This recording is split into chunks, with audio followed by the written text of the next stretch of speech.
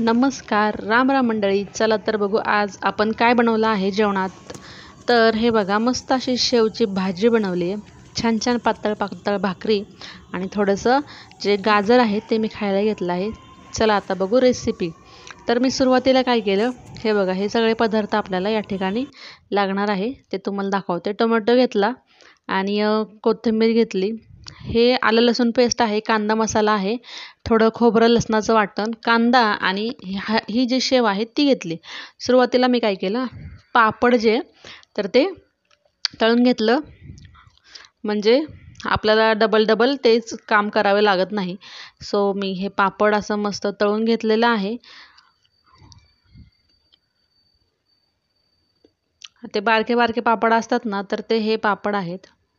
छान असं पापड तळून घेतलं, खूप सारे पापड तळाले. त्याच्यानंतर मग आता तुम्हाला आपण शेवची भाजीची रेसिपी तुम्हाला दाखवते. अशा छान छान रेसिपी आपल्या चॅनलवर आहेत मंडळी, तर तुम्ही चॅनलला नक्की सबस्क्राईब करा आणि जे नोटिफिकेशनचं बेल आयकॉन असतं ना त्याला पण प्रेस करा, जेणेकरून सगळे व्हिडिओज तुम्हाला आधी मिळतील. तर खूप सारे पापड तळाले आणि आता थंडीचं वातावरण असल्यामुळं मग हे पापड असे उघडे, म्हणजे असे ओपन नाही ठेवायचे, त्याचे कॅरी बॅगमध्ये भरून ठेवायचे थंड झाल्यानंतर, जेणेकरून ते चांगले कडक असं मस्त कुरुम कुरुम राहतात. हे बघा, खूप छान लागतात हे पापड. चला आता रेसिपी बघू.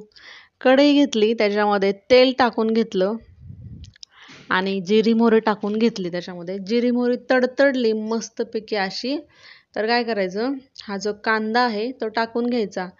कांदा छान असा लाल झाला की मग काय करायचं तुम्हाला सांगते.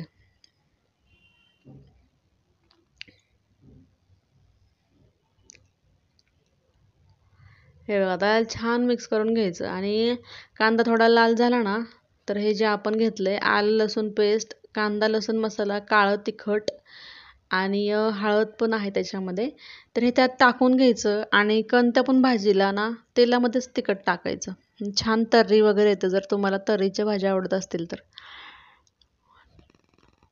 आता त्याच्यामध्ये मी काय केलं, खोबरं जे लसणाचं खोबऱ्याचं वाटण आहे ते टाकून घेतलं ह्याच्यामध्ये आणि छान त्याला मिक्स करून घेतलं.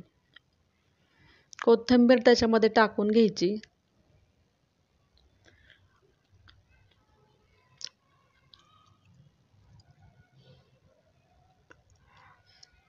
आणि यावेळेस काय करायचं, थोडा गॅस मोठा ठेवायचा. गॅस मोठा ठेवला ना खूप छान फोडणी बसते. हे बघा, आता पाणी टाकलं मी याच्यामध्ये, कारण जेव्हा आपण गॅस मोठा करतो तेव्हा मसाले जळू शकतात. त्याच्यामुळं मग आता हे बघा किती छान तर्री आली मस्त अशी. हे बघा, मस्त तर्री अशी तयार झाली. आता ह्याच्यामध्ये तुमच्या आवडीप्रमाणे पाणी वाढवायचं आणि टोमॅटो टाकून घ्यायचा. टोमॅटो आधी नाही टाकायचा, तर येत नाही मग.